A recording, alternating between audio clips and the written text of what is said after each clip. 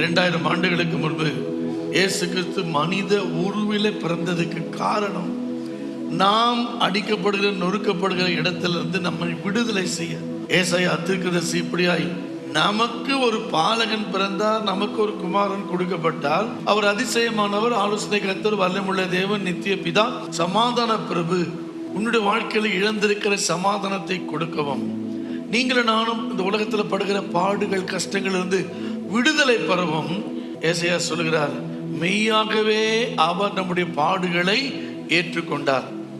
இந்த உலகத்துல ஏதோ கடம்பரிச்சுன்னா கொஞ்சம் உதவி செய்வாங்க, சாப்பாடு ஒண்ணா வாங்கி கொடுப்பாங்க, துணி வேணா வாங்கி கொடுப்பாங்க. ஆனா மனுஷனுடைய உடம்புல இருக்கிற பாடு, வேதனை, பெயின்ஸ், இதை யாரும் இன்னொருத்தர் கொடுங்க, இன்னைக்கு நான் சுமந்துக்கிறவனுக்காக அப்படின்னு ஒருவராலும் கேட்க மனசும் வராது, அடுத்த ஆள்கிட்ட ஒப்படைக்கவும் முடியாது.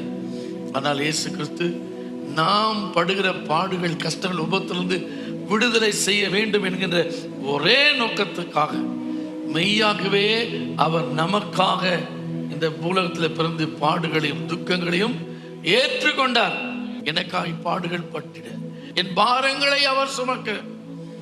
இயேசுவோ எனக்காக மனிதனாய் பிறந்தார். நிச்சயமாய் உங்களுக்கு நம்பிக்கை கொடுக்க இயேசு பிறந்திருக்கிறார். சொல்லுங்க, எனக்கு நம்பிக்கை கொடுத்திட இயேசு எனக்காக பிறந்தார்.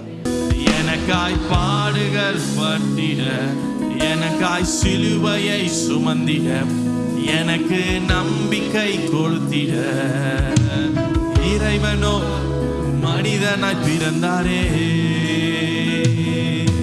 இறைவனோ மனிதனாய் பிறந்தாரே.